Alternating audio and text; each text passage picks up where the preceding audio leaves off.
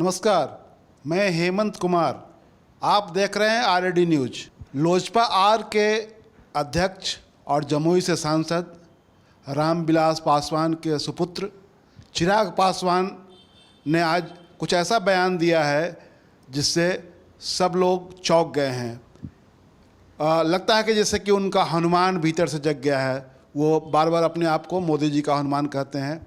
तो आज उन्होंने कहा है कि वो हाजीपुर की जो सीट है, संसदीय सीट, वह उनके पिता की विरासत है और उनके पिता के न रहने के बाद उनके अधूरे कार्यों को आगे बढ़ाने की जिम्मेवारी उनके कंधों पर है और इसलिए हाजीपुर पर कोई कॉम्प्रोमाइज़ नहीं होगा। उन्होंने जमुई के सवाल पर कुछ नहीं कहा, लेकिन ये संकेत दिया कि वो अगला चुनाव हाजीपुर से लड़ेंगे।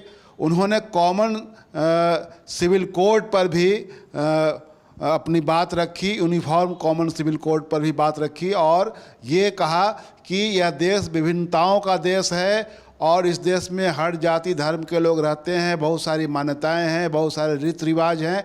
इस लिहाज से इस तरह के कानून लाए जाएंगे, उस पर बहुत बहस होनी चाहिए, बातचीत होनी चाहिए, उसके बाद ही कोई इस पर टिप्पणी की जा सकती है। यानी कि जो प्रधानमंत्री नरेंद्र मोदी का बहुप्रचारित यूनिफॉर्म सिविल कोड है, उस जिसको वो लागू करना चाहते हैं देश में, उसको लेकर भी चिराग पासवान ने अपनी असहमति जाहिर की है। लेकिन लगे हाथ उन्होंने यह भी कहा है कि नीतीश कुमार पर जो ये अमित शाह ने जो टिप्पणी की, कहा कि वो लगातार घर बदलते रहे हैं, अपने लोगों को धोखा दिया उन्होंने, तो उसके संबंध में उन्होंने कहा कि हाँ, ये सही है कि नीतीश कुमार को जिन लोगों ने आगे बढ़ाया उसको वो धोखा देते रहे हैं और नीतीश कुमार पर भरोसा नहीं किया जा सकता है।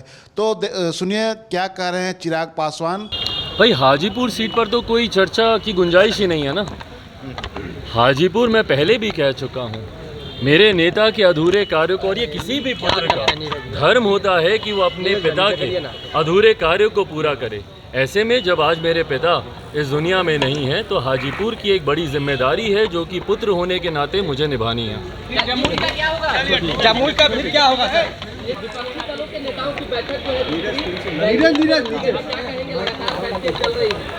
भाई, इस पे कहना क्या है? विपक्षी एकता का प्रयास कर रहे हैं। बहरहाल पहली बार थोड़ी गंभीरता ज़रूर विपक्षी एकता में देखने को मिली है। इससे पहले हम लोगों ने देखा कि सिर्फ तस्वीरें खिंचाने के लिए सब साथ आते थे, पर इस बार जो बार बार इन लोगों की बैठक हो रही है, पर ये आने वाला समय ही बताएगा कि इन बैठकों का कोई निष्कर्ष निकलता है कि नहीं निकलता है। देखिए, स्वाभाविक है एक साथ एक मंच पर आकर चर्चा करना आसान है, पर साथ मिलकर, और ख़ास तौर पर कई ऐसे राज्यों में साथ मिलकर चुनाव लड़ना जहां पर एक दूसरे के खिलाफ ही, जिनकी राजनीति हमेशा से रही है, राज्यों का नाम लेने की ज़रूरत नहीं है, पर कई ऐसे उदाहरण हैं जहां पर जो दल साथ में बैठे हैं उनके खिलाफ ही उन लोगों ने अपनी राजनीति करने का काम किया है।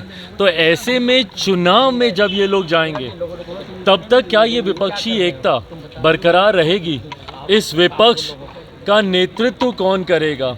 क्या उस पर सबकी सहमति बनेगी? पिछले दिनों भी जब ये लोग बिहार भी आए थे तो उस वक्त भी कुछ मतभेद कुछ दलों के बीच देखने को मिले थे, बट बहरहाल ये आने वाला समय ही बताएगा कि ये विपक्षी एकता इस तरीके से बरकरार रह पाती है या चुनाव आते आते तक धराशायी होती है। सिविल कोड पे आम आदमी पार्टी ने समर्थन किया है, वहीं विपक्षी समाज जो है इस पे बीजेपी प्रधानमंत्री मोदी ने इसको इम्प्लीमेंट करने की बात कही है। आरजेडी और जेडीयू इसका विरोध कर रही है। आपकी पार्टी का क्या स्टैंड है इस पे?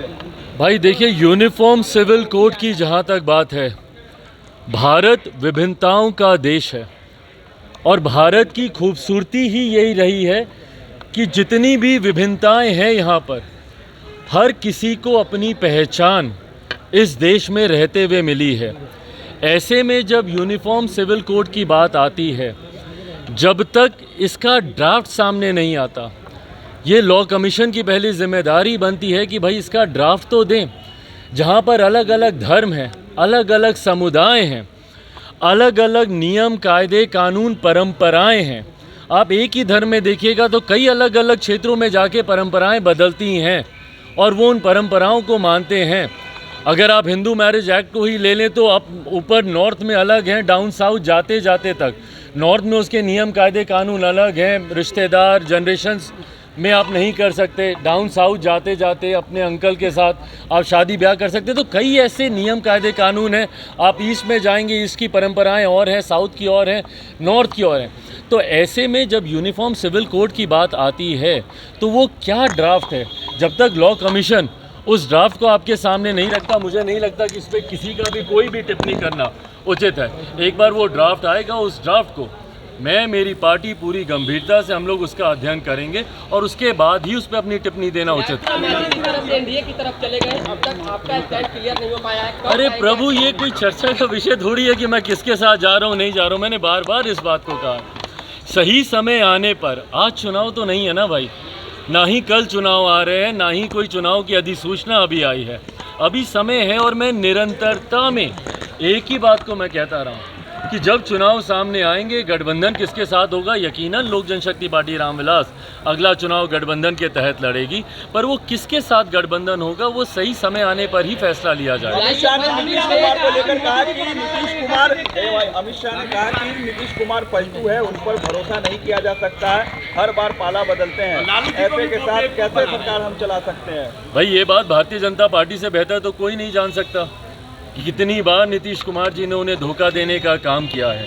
तो ऐसे में जब आदरणीय केंद्रीय गृह मंत्री अमित शाह जी ने इन बातों को रखा है तो वो सही बोल रहे हैं इस बात को लेकर। नीतीश कुमार जी ने ना सिर्फ भारतीय जनता पार्टी को बल्कि हर उस गठबंधन को और अपने ही हर उस नेता को धोखा देने का काम किया जिनका साथ लेकर इन्होंने आगे बढ़ने का प्रयास किया। भाई दूसरे दल तो दूर की बात है, जिन्होंने अपने नेताओं को नहीं छोड़ा हो।